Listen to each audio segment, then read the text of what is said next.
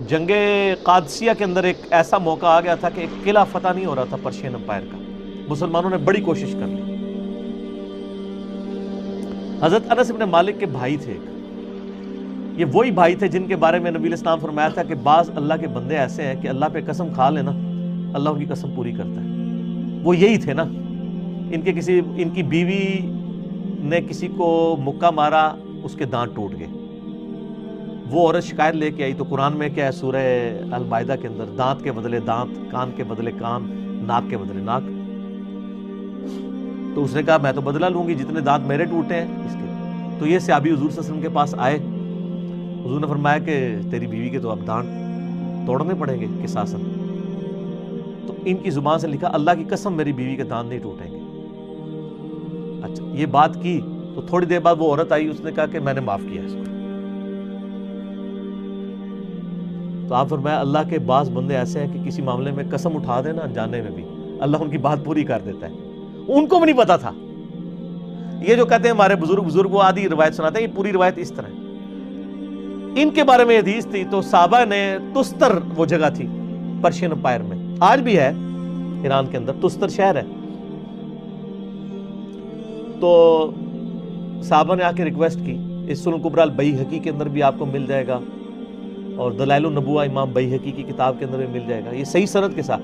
یہ وہ کرامتیں نہیں ہیں جو آپ کے بزرگ سنا رہے ہوتے ہیں, یہ صحیح سند والی کرامتیں ہیں. تو صحابہ نے ان کو آ کے ریکویسٹ کی کہ حضرت آپ کے بارے میں یہ ہے تو آپ اللہ پہ قسم کھائے نا.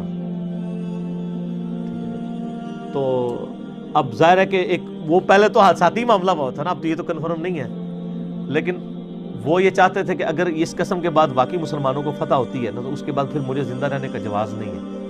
وہ تو پھر ظاہر ہے لوگ چوما چٹی شروع کر دیں گے. تو انہوں نے کہا کہ میں اللہ کی قسم اٹھاتا ہوں کہ ہمیں فتح ملے گی, اور اللہ کی قسم میں اللہ کی راہ میں شہید بھی ہوں گا. اپنی شہادت بھی ادھر ہی مانگ لی. بس قسم کھانی تھی تو اللہ تعالیٰ نے فتح دے دی مسلمانوں کو. وہ قلعہ جو اتنے دنوں سے فتح نہیں ہوتا فوراً فتح ہوا, اور اس میں یہ شہید بھی ہو گئے. اور ان کو جس کمانڈر نے شہید کیا تھا نا پرشین امپائر کا, اس کو مسلمانوں نے گرفتار کر لیا. گرفتار کر کے یہ والا سین جو ہے عمر سیریز میں بھی انہوں نے فلمایا, حضرت عمر کے سامنے لا کے پیش کیا کہ انس بن مالک کے بھائی کا یہ قاتل ہے. اور سر انس بن مالک بھی وہیں بیٹھے ہوئے. ہائے ہائے ہائے ہائے. تو حضرت عمر نے کہا ٹانگو اس کو, قتل کرو, قتل کے بدلے قتل. تو کانپنا شروع ہو گیا. تو اس نے کہا کہ اے مسلمانوں کے خلیفہ مجھے پانی مل سکتا ہے؟ تو ان کا ہاں پانی مل جائے گا. موت کے وقت تو خواہش پوری کی جائے گی. وہ پانی کا پیالہ لایا گیا نا, تب وہ کانپنا شروع ہو گیا. تو حضرت عمر نے کہا پیتا کیوں نہیں ہے؟ انہوں نے کہا کہ آپ مجھے پھر گارنٹی دیں کہ جب تک یہ میں پانی نہیں پیوں گا نا اس وقت تک مجھے گارنٹی ہے کہ آپ مجھے قتل نہیں کروائیں گے. انہوں نے کہا ہاں میں گارنٹی اٹھاتا ہوں کہ جب تک یہ تو پانی نہیں نہ پیتا تجھے قتل نہیں کروائیں گے. اس نے وہ پیالہ وہیں پہ الٹ دیا. تو وہی حضرت عمر نے کہا یہ کیا کیا تو نے؟ تو انہوں نے کہا میں نے پانی تو پینا ہی نہیں تھا. آپ نے اتنے لوگوں کے سامنے یہ بات کی ہے کہ یہ پانی پیوں گا تو یہ پانی تو گر گیا, تو مجھے قتل نہیں کروا سکتے. انہوں نے کہا تم نے میرے ساتھ دھوکہ کیا ہے, اس کو پکڑ کے جو ہے قتل کرو. حضرت انس بن مالک وہاں کھڑا, ان کا امیر المومنین اس طرح نہیں, آپ نے وعدہ کیا بھائی کا قاتل ہے, لیکن اسلام کی جو سچائی آپ دیکھیں ان کا امیر المومنین یہ آپ نہیں قتل کر سکتے. آپ نے اس کو زبان دی ہوئی ہے, تو میں نے معاف کیا.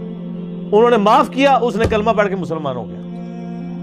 اور وہ کمانڈ یعنی رستم پہلوان کے جو ساتھ 2-3 کمانڈر بچے تھے, رستم تو خود مارا گیا تھا نا قادسیہ میں, ان میں سے ایک یہ تھا, اور اس نے اسلام قبول کر لیا. اس نے کہا یار یہ انصاف کا نظام ہے, کوئی سوچ بھی نہیں سکتا.